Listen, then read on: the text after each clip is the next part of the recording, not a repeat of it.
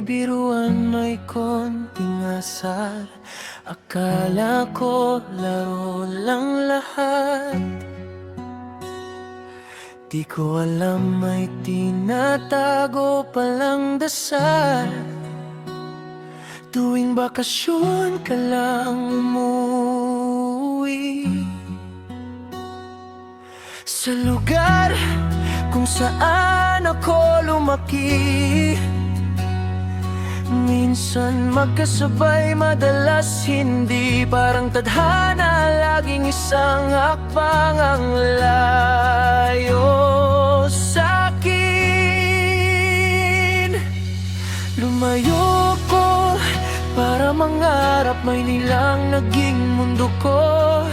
Ikaw na iwan sa mga kwento na di ko alam. Unti-unti nang bumabalik sa'yo. Walang ligawan, walang plano, walang mga salitang mahal kita noon.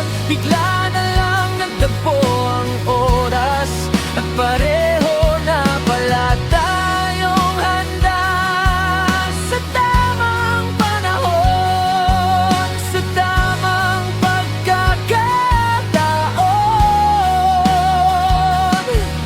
Di namin hinabol ang isa't isa, pero sa dulo sabay pala kami dumating.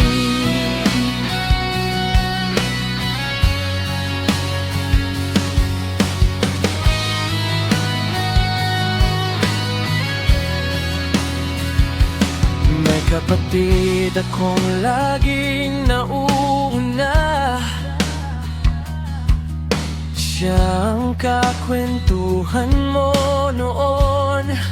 Ako tahimik lang sa gilid, di alam na kumukuha ka na pala ng balita ko. Habang ako'y naglalayag sa pangarap, ikaw pala'y tahimik na naghihintay. Di ko napansin, sa puso ko may binhing matagal ng tumutubo pala.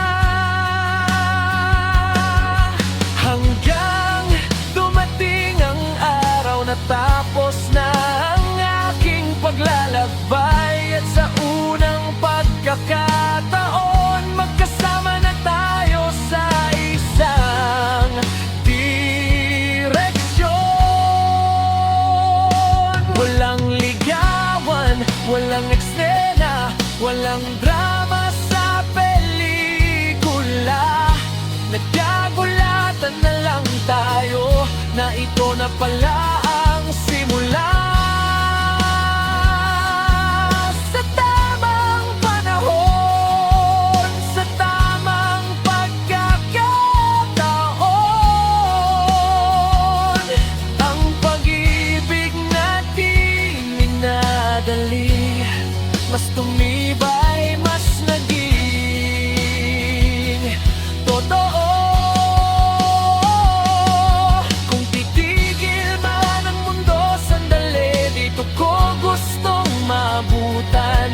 Hindi sa tagumpay, hindi sa talo, kundi sa tawa mo sa simpleng tahanan.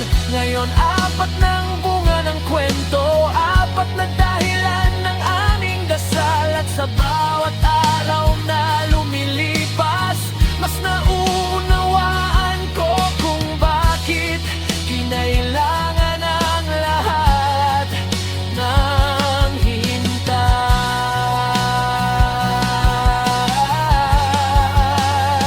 Sa tamang panahon, dumating ang hindi naasahan.